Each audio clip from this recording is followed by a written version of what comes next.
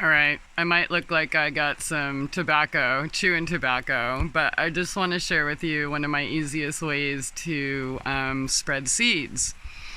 So it's a nice rainy day here, end of summer, and I've been planting some fall garden stuff, but always more I like to plant in succession. I have some beets, bok choy, cauliflower, broccoli, beans, peas,